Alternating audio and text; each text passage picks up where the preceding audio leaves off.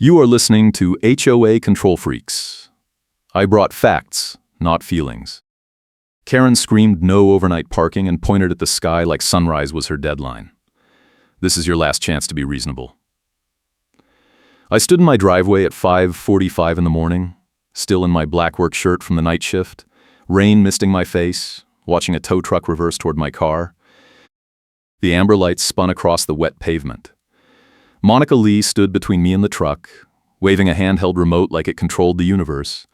Her pink jacket soaked through, her gray hair plastered to her cheeks. She kept jabbing her finger at my windshield. Your guest pass expired at midnight. I checked my watch. I had been on the road for 11 hours auditing a data center in Provo, and I had exactly 14 minutes to get inside, shower, and log into the morning stand-up, or my probation period at work would end badly. My manager had already warned me that one more late clock-in would trigger a performance review. I looked at the guest pass on my dashboard. It was dated for today. The plastic sleeve was still fogged from the cold. Monica was still talking. You do not build to my standard, you pay to my standard. She said it like a campaign slogan. I wiped rain off my watch face. The tow operator climbed out of his truck, a stocky guy in a reflective safety vest, and he looked at me, then at Monica, then at his phone. He did not look happy to be here. Monica turned and shouted at him, "Hook it up. Now." I took a breath and walked toward the car, keeping my voice level. That pass is valid through tonight. Check the date. Monica cut me off. It expired last night at midnight because you entered the community yesterday. That makes it a 24-hour pass, not a calendar day pass. I could feel my pulse in my temples. I pulled out my phone and opened the Pinecrest Village Estates Association app. The guest pass rules were right there. Passes are valid for the calendar day issued. I held the screen toward her. She swatted my hand away. The app is wrong. I enforced the real rule. The tow operator was still standing by his truck, scrolling through something on his phone. Monica spun toward him again. I said, "Hook it up." He held up one hand. "Ma'am, I need to confirm the authorization." She yanked a folded paper from her jacket pocket and shoved it at him. "There is your authorization." I signed it myself. I am the safety committee chair. The driver unfolded the paper, glanced at it, then looked back at me. "Do you live here?" I nodded. "This is my assigned spot." I pointed at the number stenciled on the curb. Monica stepped between us. "He is using a guest pass in his own spot, which violates the parking policy."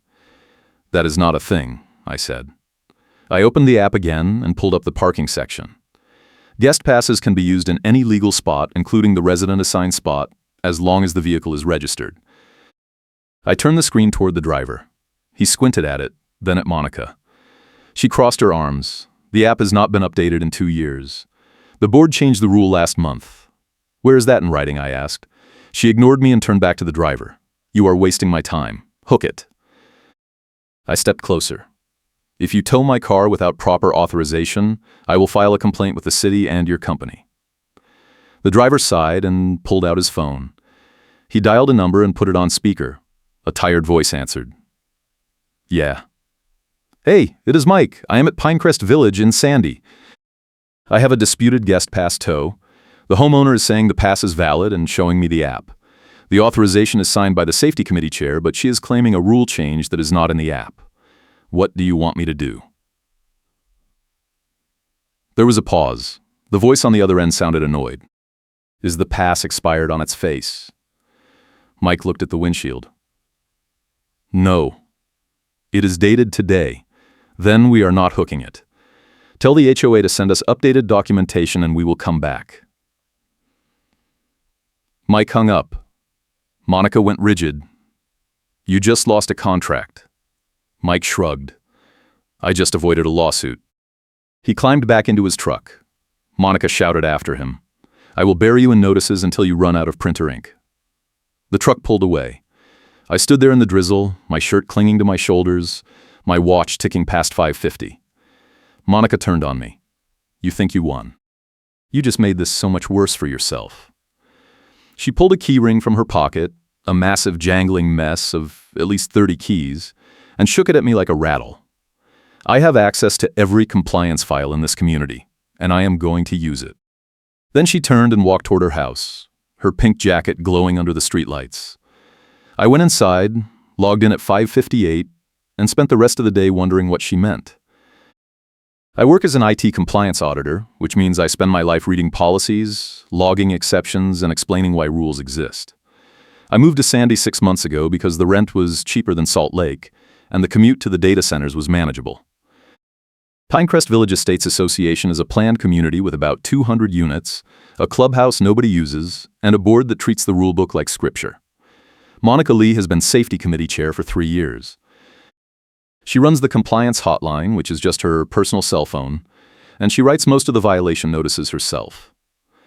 I learned all of this from my neighbor, a security guard named Daniel, who works the overnight shift at a warehouse complex near the airport. He warned me during my first week. She is going to come after you. Everybody gets a turn. I did not believe him. Now I did. The next morning I found a violation notice taped to my door. It was printed on Pinecrest Village letterhead, with Monica's signature at the bottom. Violation. Unapproved vehicle modification. Description. Reflective safety vest visible through rear window creating distraction hazard. Fine, $75. Compliance deadline, 72 hours. I read it twice. The safety vest was Mike's. He had draped it over the tow truck mirror yesterday, and when he pulled away, it must have fallen onto my back seat. I had not even noticed it. I texted Daniel. Did you ever get a notice for something this stupid? He replied in under a minute. Last year, she fined me for a garden hose that was green instead of black. She said it clashed with the landscaping palette. I took a photo of the notice and emailed it to the HOA management company with a request for clarification. I also pulled the vest out of my car and stuffed it in my closet. 3 hours later, I got a reply from the management company. They forwarded my email to Monica and CC'd the board president. No other response. That night, I came home from work at midnight and found a second notice taped to my door. Violation. Common property damage. Description. Tire marks on guest parking curb from aggressive entry. Fine, $300. Repair assessment, $500. Payment due immediately. Daily accrual, $50. I stared at the paper. I had not hit any curb. I walked outside with a flashlight and checked every curb in the guest lot. There were scuff marks on one section, old and faded, nothing fresh. I took photos from every angle. Then I checked my dash cam. I had installed it 2 months ago after someone scraped my bumper in a grocery store lot. The footage showed me pulling into the guest spot yesterday morning. Slow and careful, nowhere near the curb. I saved the clip to my phone and my laptop. Daniel saw me outside and walked over. He was still in his security uniform, a black shirt with a company patch, and he carried a thermos of coffee. What did she hit you with this time? I showed him the notice. He whistled. That is a new one. She is getting creative. Have you checked the group chat? I did not know there was a group chat. He pulled out his phone and showed me. Pinecrest Village residents, over 100 members. The most recent post was from Monica, timestamped an hour ago. It was a cropped screenshot of my car in the guest spot, zoomed in on the tire near the curb line with a caption.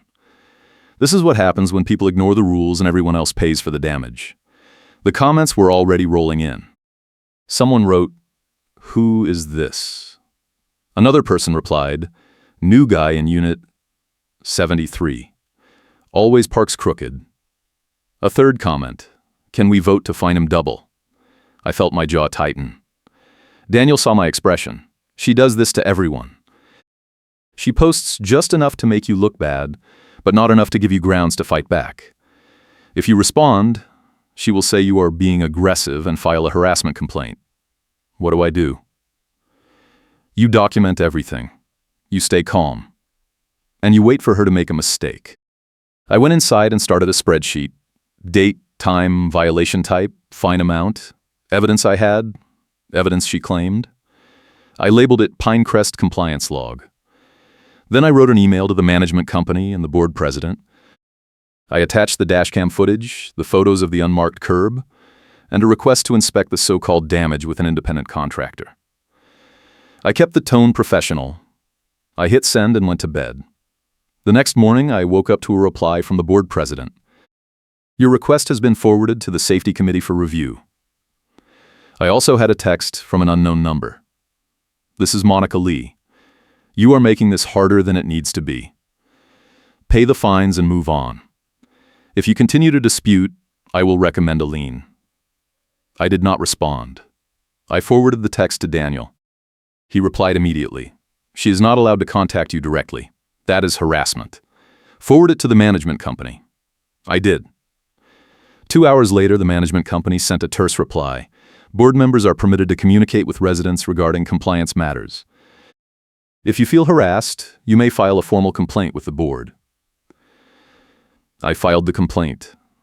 That same afternoon, I got a third notice. Violation: unauthorized overnight parking in fire lane.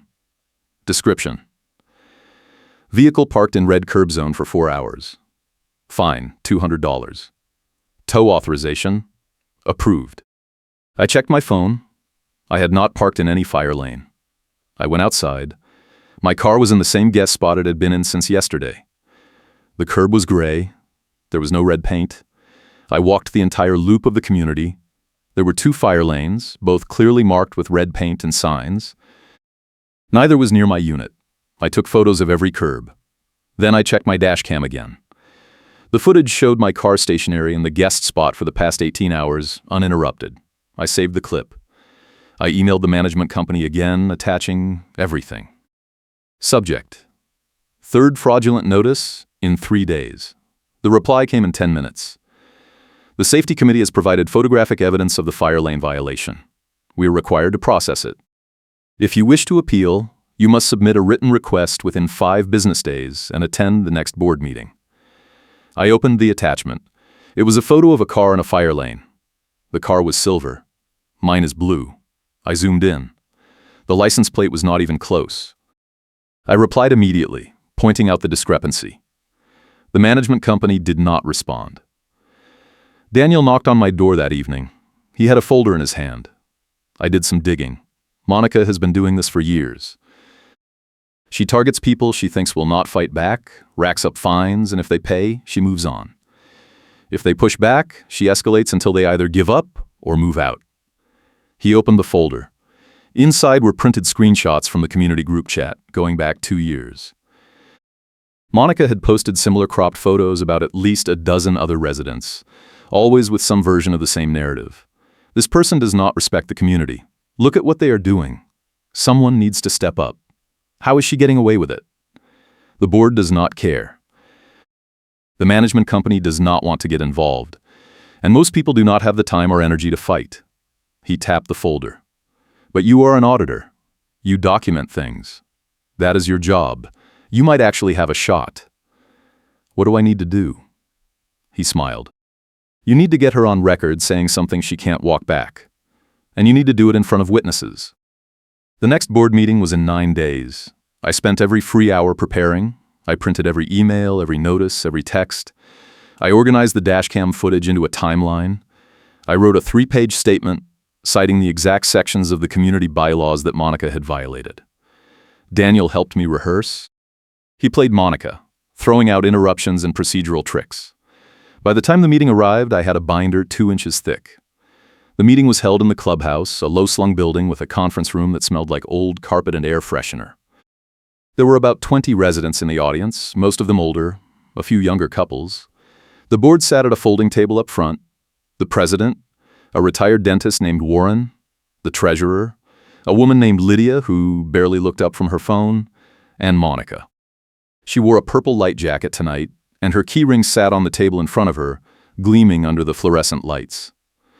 Warren called the meeting to order and ran through the standard agenda, minutes, financials, landscaping update. Then he moved to new business. We have one appeal on the docket tonight.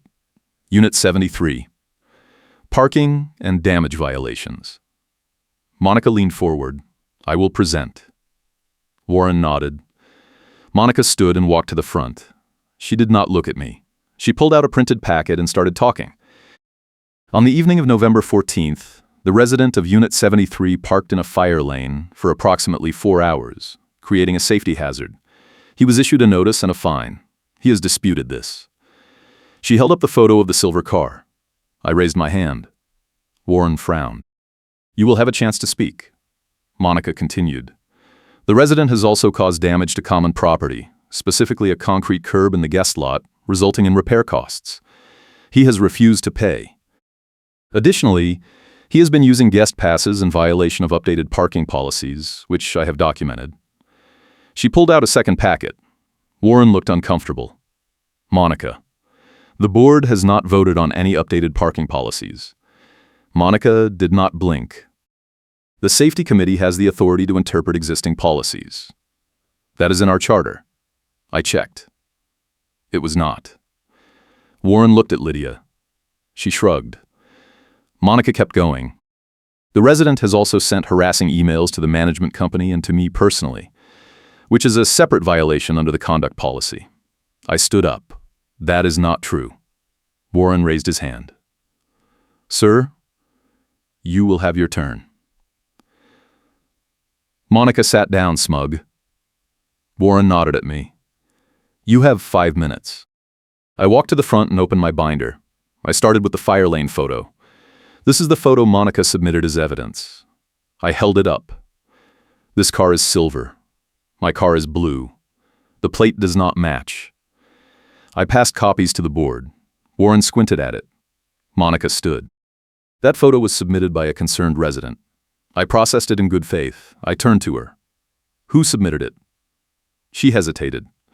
"I do not have to disclose that." I pulled out my dashcam footage, printed frame by frame. This is my car, timestamped for the entire period Monica claims I was in the fire lane. I was parked in the guest lot the whole time. I handed the stack to Warren. He flipped through it. Monica crossed her arms. "Dashcam footage can be edited." I kept going. The curb damage. I pulled out the photos I had taken, showing the old scuff marks, and the dashcam clip of me pulling in without hitting anything. I also contacted the landscaping contractor. They confirmed that no repair work has been requested or completed in the guest lot. I handed Warren the email from the contractor. His face was unreadable. Then I pulled out the text Monica had sent me. She contacted me directly, outside of the formal process, and threatened to lien if I did not pay. That is harassment. I read the text aloud, slowly. Monica stood. I was attempting to resolve the matter informally. I looked at Warren. She also posted a cropped photo of my car in the community group chat, implying I caused damage, without any evidence. That is defamation. I pulled out the screenshots Daniel had saved. Warren leaned back. "Monica, did you post those?" She did not answer. I kept going. "I have documented 15 separate violations of the community bylaws by the safety committee chair, including improper notice procedure, unauthorized fines, and direct harassment. I request that all fines be rescinded and that the board review Monica's conduct." I sat down. The room was silent. Warren looked at Lydia, then at Monica. "We will take this under advisement and respond within 10 business days." Monica stood. "I have more evidence." Warren held up his hand. "We have enough." The meeting is adjourned. People started filing out. Monica grabbed her keyring and walked past me without looking. Daniel caught my eye from the back row and gave me a small nod. I packed up my binder and left. 3 days later, I got a letter from the management company. "After reviewing your appeal, the board has determined that 2 of the 3 fines were issued in error. The fire lane fine and the curb damage fine are rescinded. The guest pass fine remains under review pending clarification of policy language. You will receive a refund check within 30 days. I also got a second letter addressed from Monica personally. "Per board direction, I am instructed to cease direct communication with residents regarding compliance matters. All future notices will be routed through the management company." It was not an apology, but it was something. I forwarded both letters to Daniel. He replied with a thumbs up. I thought that was the end of it. I was wrong. 2 weeks later, I came home from work and found my car booted. A yellow metal clamp was locked around the front driver's side tire, and a sticker was plastered across the windshield. "Vehicle immobilized for unpaid fines. Contact Pinecrest Village HOA to arrange payment and release." I pulled out my phone and called the management company. The receptionist put me on hold for 8 minutes, then transferred me to a voicemail. I tried the board president. No answer. I called Daniel. He was on his way home from his shift and said he would swing by. I stood in the driveway staring at the boot. The sticker listed a release fee of $150 plus the original fine amount. But I did not owe any fines. The refund letter had been clear. Daniel pulled up 10 minutes later. He got out of his car and looked at the boot, then at me. This is retaliation. I know. He pulled out his phone. I am calling my supervisor. We use the same vendor for our warehouse lot. I know the owner. He dialed and put it on speaker. A gruff voice answered. Yeah. Hey, it is Daniel. I have a situation at Pinecrest Village in Sandy. Someone booted a car for unpaid HOA fines, but the fines were rescinded 2 weeks ago. The owner has documentation. The voice sighed. Who authorized the boot? Daniel looked at me. I do not know. The sticker does not say. The voice grunted. Give me the address. I will send someone out to pull it. But if the HOA disputes it, we are going to charge them for the call. Daniel gave him my address and hung up. A truck arrived 40 minutes later. The driver was a younger guy, maybe mid-20s, with a handheld scanner and a clipboard. He scanned the boot and frowned. This was called in by Monica Lee this morning. She said the vehicle was in violation of multiple unpaid fines. I showed him the refund letter. He read it, then looked at his clipboard. She did not mention this. I am pulling the boot. Do you want a copy of the incident report? Yes. He filled out a form, tore off a yellow sheet and handed it to me. If she calls us again, tell her to contact our office first. We do not do boots without verified authorization. He unlocked the clamp and loaded it into his truck. Daniel and I stood there as he drove away. You need to escalate this, Daniel said. She is not going to stop. I know. But I needed leverage.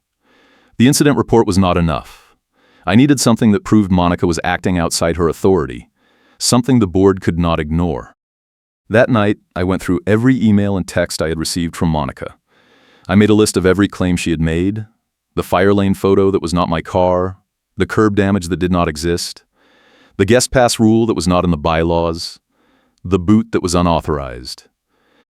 Then I pulled up the community bylaws and the safety committee charter. I read every section. Monica had claimed the safety committee had the authority to interpret parking policies. That was not true. The charter said the committee could recommend changes, but only the board could approve them. She had also claimed she could authorize tows and boots. Also not true. Only the board president or the management company could do that. I drafted a formal complaint citing every violation. I sent it to the management company, the board president, and every board member I could find an email for. I also sent a copy to the state HOA ombudsman. Then I did something I had been putting off. I called a lawyer. The consultation was free. I explained the situation. The lawyer listened, asked a few questions, then said, "You have a decent case for harassment and potentially for abuse of authority. If you want to pursue it, I can send a demand letter to the HOA. That usually gets their attention. But it is going to cost you." How much? $1,500 to start. I did not have $1,500. I thanked her and hung up. Daniel texted me that night. I talked to a few other people in the community. Monica has done this to at least 6 people in the past 2 years. 2 of them moved out. 1 paid the fines just to make it stop. The other 3 are still fighting. If you can get them together, you might be able to pool resources. I asked for their contact info. He sent me 3 names and emails. I reached out to all of them. 2 responded. One was a retired teacher named Margaret who had been fined for having a vegetable garden in her backyard. The other was a younger guy named Sam who had been fined for parking his work truck in his driveway. We met at a coffee shop in Sandy. Margaret brought a folder of her own notices. Sam brought photos of his truck and a copy of the bylaws. We compared notes. Monica had used the same tactics on all of us: vague notices, unsupported claims, threats of liens. She had also used the group chat to turn the community against us. Margaret had been called a troublemaker. Sam had been accused of lowering property values. We decided to file a joint complaint with the state ombudsman. Margaret drafted it. Sam and I reviewed it. We included every document we had. We submitted it the next day. The ombudsman acknowledged receipt and said they would investigate within 60 days. That was too long. I needed something faster. I started recording every interaction I had with Monica. I kept my phone in my pocket, audio recording app running, anytime I was outside. I did not know if I would ever need it, but I wanted to be ready. If you are enjoying this HOA nightmare, hit that like button and subscribe for more stories where the Karens get exactly what they deserve. 2 days later, Monica showed up at my door. I saw her through the peephole and started the recording app before I opened the door. She was wearing her pink jacket again, and she had her key ring in one hand. I need to inspect your unit. For what? Compliance check. We have received reports of unauthorized modifications. I did not make any modifications. She held up a printed notice. This is a mandatory inspection. You have 24 hours to comply or you will be fined $300. I took the notice. It was signed by her, not by the board president. Where is the board authorization for this? She crossed her arms. I do not need board authorization. I am the safety committee chair. I pulled out my phone and opened the bylaws. Unit inspections require board approval and 72 hours notice. You have neither. She leaned closer. You do not build to my standard, you pay to my standard. I kept my voice calm. I am not letting you in without proper authorization. She jabbed her finger at me. You are making this so much worse for yourself. I am going to recommend a lien, and I am going to recommend the board pursue legal action for repeated violations of the conduct policy. I will also be filing a report with the county about possible zoning violations. I stepped back and closed the door. She shouted through it. You have 24 hours. I stood there, phone still recording, until I heard her footsteps fade. Then I saved the file and texted Daniel. She just tried to force an inspection without authorization and threatened me with a lien and legal action. I have it on audio. He replied immediately. Send it to the board and the management company. Now. I did. I also sent it to Margaret and Sam. Margaret called me within an hour. This is it. This is what we needed. She is claiming authority she does not have and threatening retaliation. If you can get her to say something like this in front of witnesses, the board will have to act. I did not know how to make that happen. But 2 days later, Monica made it easy. I was at the mailbox cluster near the entrance of the community, sorting through junk mail, when Monica walked up with another resident, an older man named Frank. She was talking loud enough for everyone to hear. The problem is that some people think the rules do not apply to them. They park wherever they want, they ignore notices, they harass board members. Frank nodded along. Monica kept going. I have been trying to enforce basic standards, but I keep getting pushback, and the board is not supporting me. She glanced at me, then back at Frank. We need more people like you on the safety committee. People who understand that property values depend on compliance. Frank looked uncomfortable. I do not know if I have the time. Monica waved her key ring. It is not that much work. You just have to be willing to stand firm, like with this situation. She gestured toward me. I have issued multiple notices, and he keeps disputing them. At some point, you have to stop negotiating and start enforcing. I looked up. What situation? She turned to me, smiling. Your ongoing violations. I pulled out my phone and opened the refund letter. You mean the fines that were rescinded? She did not blink. Those fines were rescinded in error. The board is reviewing the matter again. That is not what the letter says. She shrugged. Letters can be revised. Frank was edging away. Monica kept talking. The point is, we have standards here. And if people cannot meet those standards, they should not be living here. I started recording. What standards am I not meeting? She ticked them off on her fingers. Parking compliance. Property maintenance. Conduct policy. Cooperation with board directives. Every single one of those has been disputed and resolved in my favor. She laughed. Resolved. You think this is resolved? I am just getting started. I have access to every file in this community. I can pull records going back 5 years. If I want to find something, I will find it. Frank cleared his throat. I should get going. He walked away quickly. Monica turned back to me. You have 72 hours to pay the outstanding fines. or I am recommending a lien.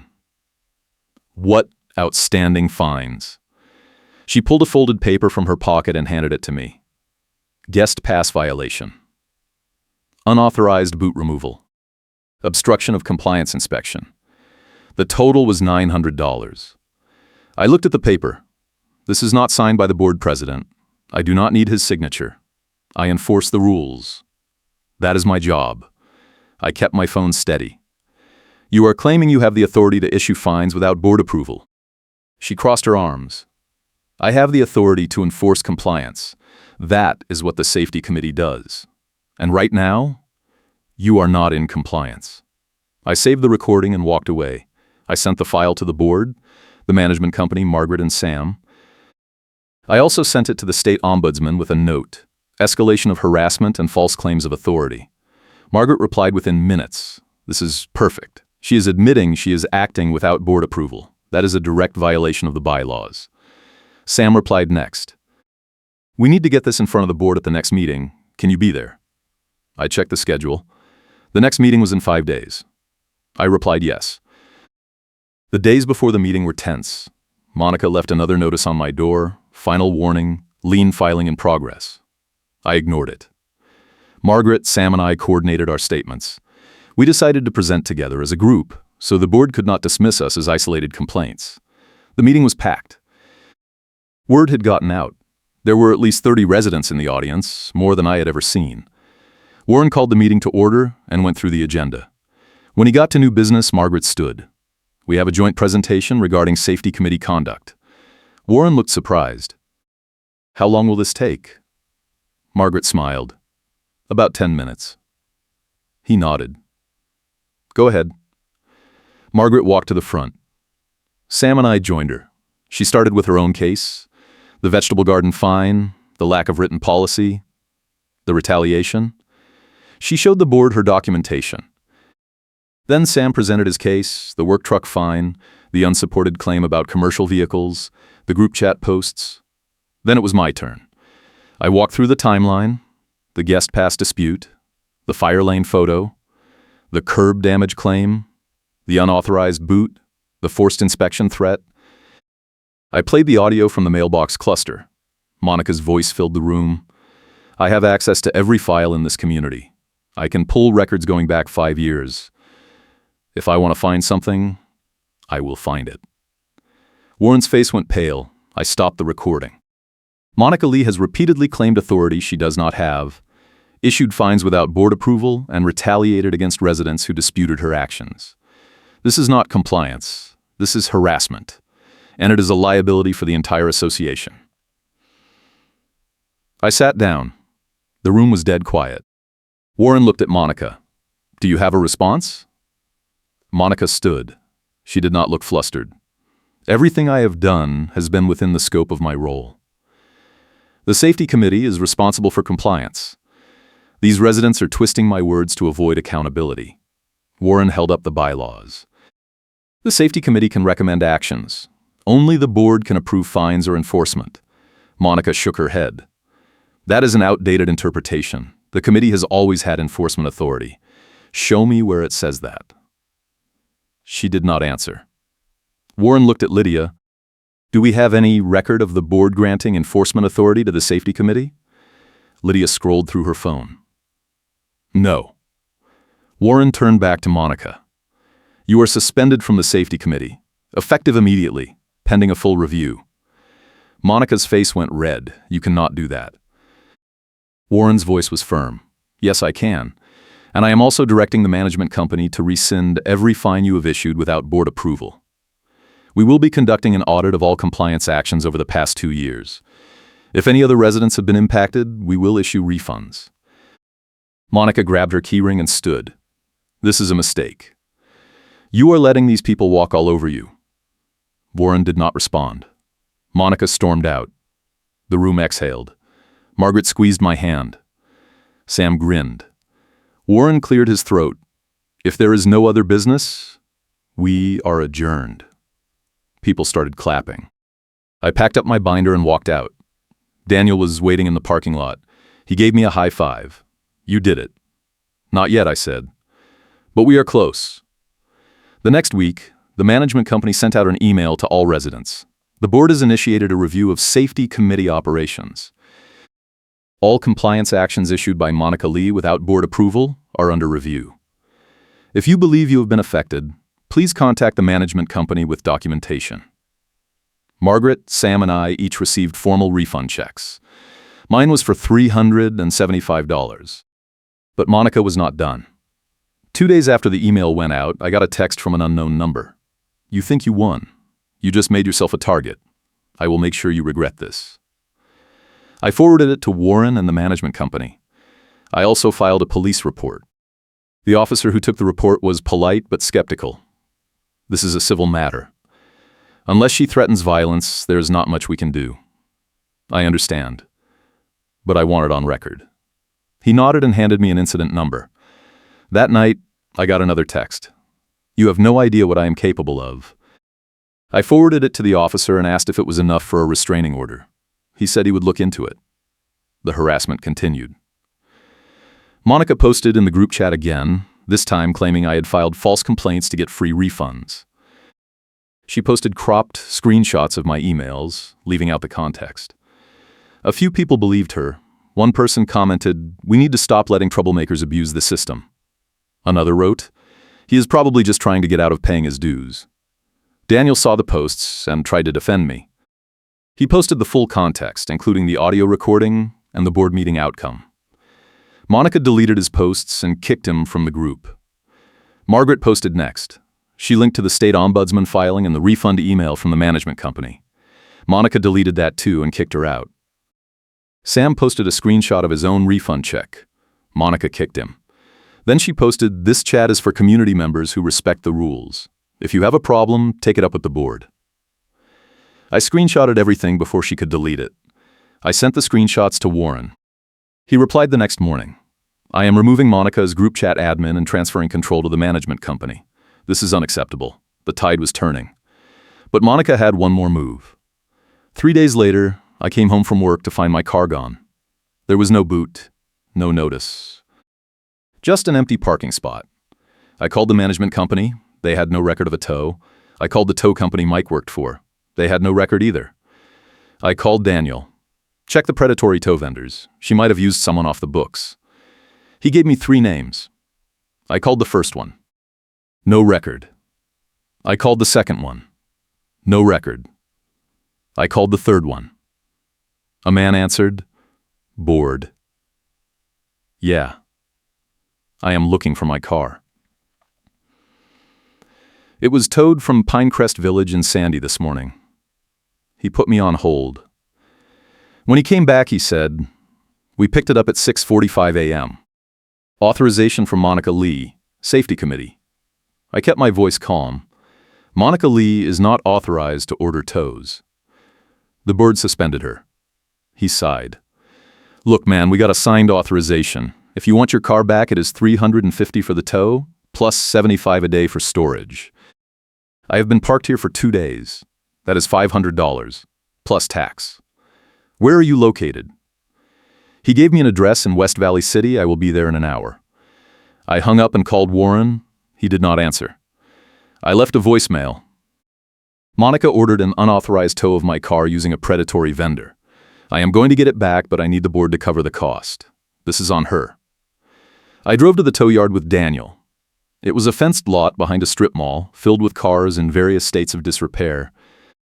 The office was a trailer with bars on the windows. I walked in and gave the man my information. He pulled up the invoice and slid it across the counter. $538. I pulled out my phone and opened the email from the management company confirming Monica's suspension. She was suspended a week ago. She had no authority to order this tow. The man shrugged.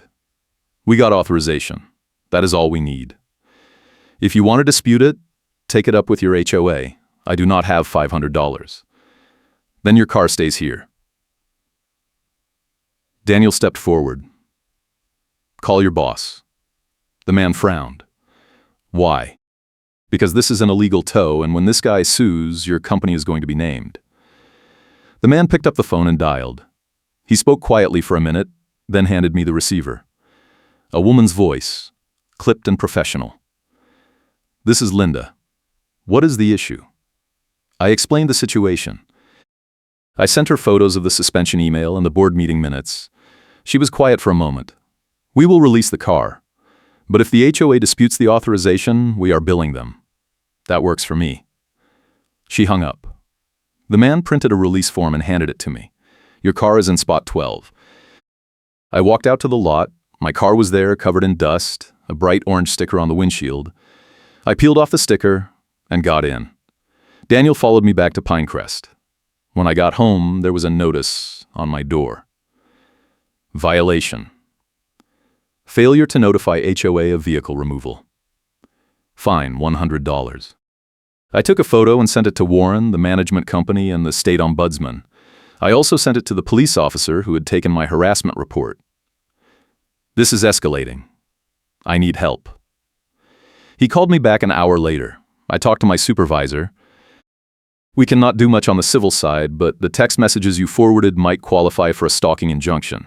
Do you want to pursue that? Yes. He gave me the forms and told me where to file. I filled them out that night. The hearing was scheduled for 2 weeks out. In the meantime, the state ombudsman responded.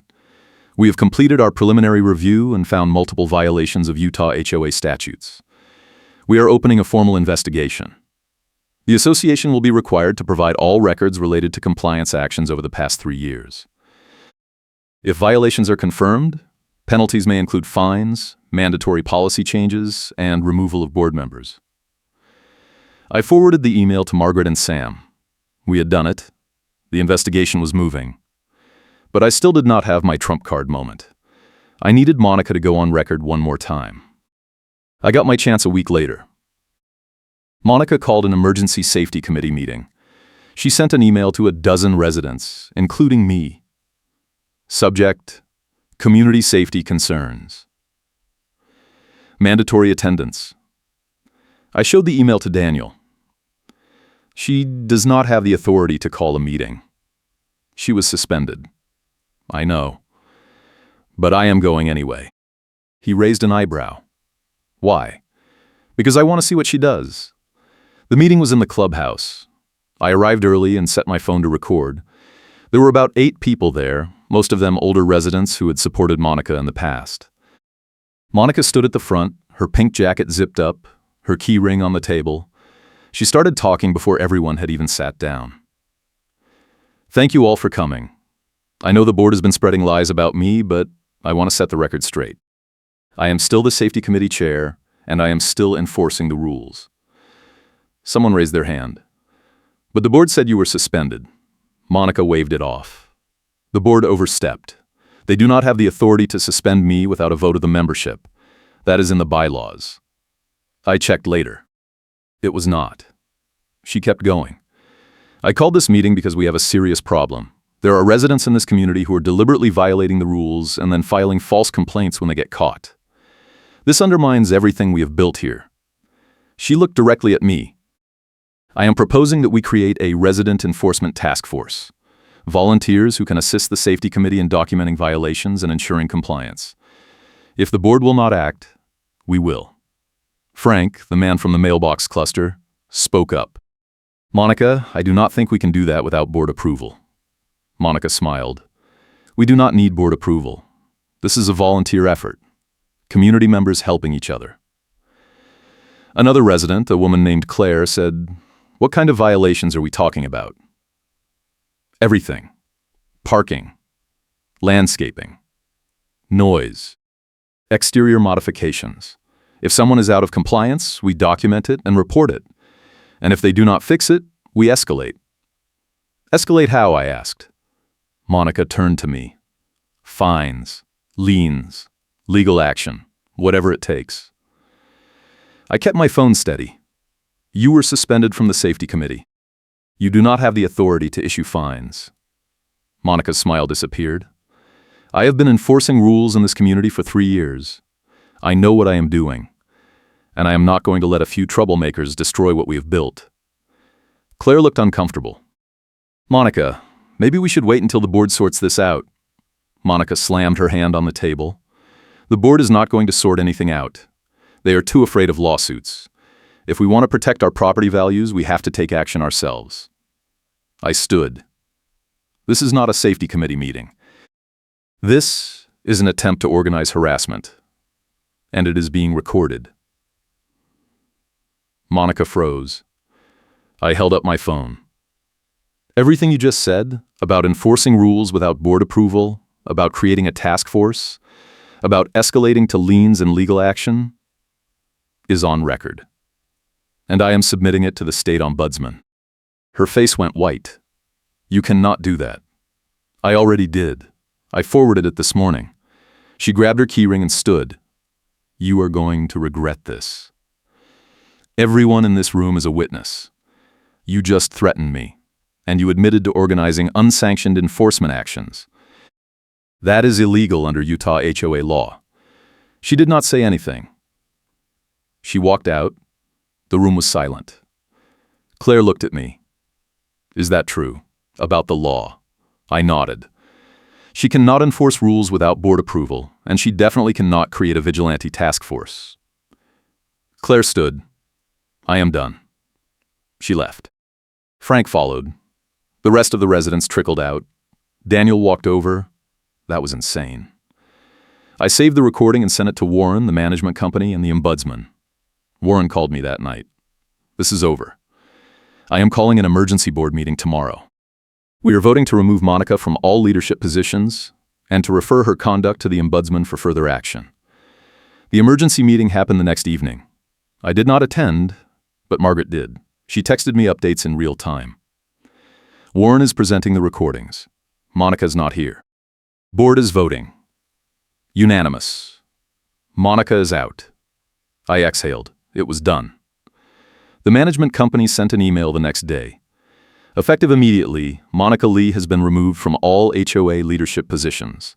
All compliance actions issued by her are void. The board is implementing new oversight procedures to prevent future abuses. Residents with concerns should contact the management company directly. Margaret, Sam, and I met for coffee the next weekend. We toasted with overpriced lattes. Margaret laughed. I cannot believe it actually worked. Sam grinned. We took down a tyrant with paperwork. I smiled. That is the only way to do it. But it was not over yet. 2 days later, I got a call from the tow yard in West Valley. The woman, Linda, was on the line. I thought you should know. Monica Lee just tried to authorize another tow. We told her we would not do it without board approval. She threatened to sue us. I noted it and moved on. Then I got a letter from the county. Notice of zoning complaint. Someone had filed a report claiming I was running a business out of my unit. The complaint was anonymous, but I knew who it was. I called the county and explained the situation. They scheduled an inspection. The inspector came out, looked around, found nothing, and closed the case. The next week, my car insurance company called. We received a claim that your vehicle was involved in a hit and run in the Pinecrest Village parking lot. Do you have any information about this? I did not hit anything. They sent me photos of the alleged damage. It was a different car, a different color. I sent them my dashcam footage and the insurance company closed the claim. Monica was throwing everything she had at me, but none of it was sticking. Then, 2 weeks later, I got a call from my mortgage lender. We have been notified of a lien filing against your property by Pinecrest Village Estates Association. This is going to delay your refinance. I felt my stomach drop.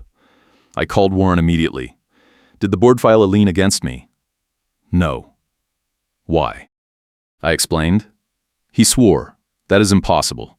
We did not authorize any liens. I am calling the management company right now. He called me back an hour later. Monica filed it herself using old HOA letterhead. It is fraudulent. We are going to have it removed, but it is going to take a few days. A few days turned into a week. My refinance was on hold, my rate lock was about to expire. I was losing money every day. I called the police. The officer who had taken my harassment report listened, then said, "This crosses into fraud. I am escalating this to detectives." 2 days later, a detective called me. "We are opening an investigation into Monica Lee for filing a fraudulent lien. Do you have documentation?" I sent him everything. The emails, the recordings, the timeline, the letters from the board. He reviewed it and called me back. "This is solid. We are going to interview her. If she does not cooperate, we will pursue charges." The next day, Monica showed up at my door again. I saw her through the peephole and called the detective before I opened the door. "I am recording this," I said through the door. Monica yelled back, "You are destroying this community. You filed a fraudulent lien. That is a crime." She did not respond. I opened the door with my phone recording. She was holding a stack of papers. "These are all the violations you have committed. I have documented everything. You are going to pay for what you have done to me." I kept my voice calm. "The police are investigating you. The board has removed you. The ombudsman is reviewing your conduct. You need to stop." She threw the papers at me. They scattered across the porch. "You think you won. You just made yourself a target. This is not over." I called the detective. He arrived 20 minutes later. Monica was gone, but the papers were still on the porch. The detective collected them as evidence. He also took my statement. A week later, the detective called. "Monica Lee has been charged with filing a fraudulent lien and with stalking. She has also been ordered to cease all contact with you. If she violates the order, she will be arrested." The lien was removed 3 days later. My refinance went through. I got the rate I wanted. Margaret texted me. "Did you hear? Monica resigned from the HOA entirely. She is moving out next month." Sam replied, "Good riddance." The state ombudsman completed their investigation 2 months later. They found that Monica had issued over 50 unauthorized fines over a 3-year period. The board was required to refund every one of them. The total was over $30,000. The association's insurance carrier threatened to cancel coverage unless the board implemented new compliance oversight. Warren stepped down as president. A new board was elected. The new president was Claire, the woman from the emergency meeting. She sent an email to all residents. "We are committed to fair and transparent governance. All compliance actions will require board approval. We are also implementing a formal appeals process and regular audits. If you have concerns, please reach out." Pinecrest Village started to feel like a community again. Daniel and I still grabbed coffee once a week. Margaret planted a new vegetable garden, and nobody said a word. Sam parked his work truck in his driveway. One morning I was leaving for work when I saw a moving truck outside Monica's unit. She was loading boxes, her pink jacket tied around her waist. She saw me and looked away. I did not say anything. I got in my car and drove to work. That afternoon, I got a letter from the county. Final disposition, zoning complaint closed, no violations found. I filed it with the rest of my documentation. A week later, I got a check from the HOA for $900. Refund for unauthorized fines and costs incurred during compliance dispute. I deposited it and bought Margaret, Sam, and Daniel dinner. We met at a diner in Sandy. Margaret raised her glass. "To fighting the good fight." Sam grinned. "And winning." Daniel laughed. "And never joining an HOA board." I smiled. "I will drink to that."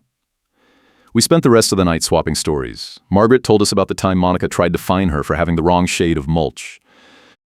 Sam told us about the time Monica measured his truck with a tape measure to prove it was too long. Daniel told us about the time Monica tried to get him fired from his security job because he would not enforce her parking rules. We laughed until our sides hurt. When I got home that night, I checked the group chat. Claire had posted a message. Reminder, next board meeting is Thursday at 7. All residents are welcome. The agenda will be posted in advance. Let us know if you have any concerns. The comments were supportive. People were thanking Claire. Someone posted, "This is what leadership looks like." I closed the app and went to bed. 2 months later, I got a call from the state ombudsman. The investigation is complete.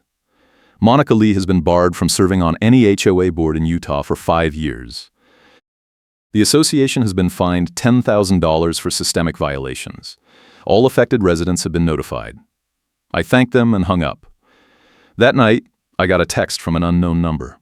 "I know this is you. You ruined my life. I am going to make sure everyone knows what you did." I forwarded it to the detective. He called me the next morning. "She violated the no-contact order. I am issuing a warrant." She was arrested 2 days later. The judge extended the no-contact order for 2 years. I never heard from her again. 6 months later, I was sitting in my driveway, checking my watch before heading to work, when Claire walked by. She waved. "How's it going?" "Good. No complaints? She laughed. That is what we like to hear. She kept walking. I got in my car and drove to the data center. The parking lot was empty. I pulled into my usual spot, checked my phone, and saw a text from Daniel. You still on for coffee this weekend? I replied yes. Then I clocked in and started my shift. The hum of the servers was steady, the logs were clean, everything was in compliance. I smiled. It was a good day. I will catch you again soon.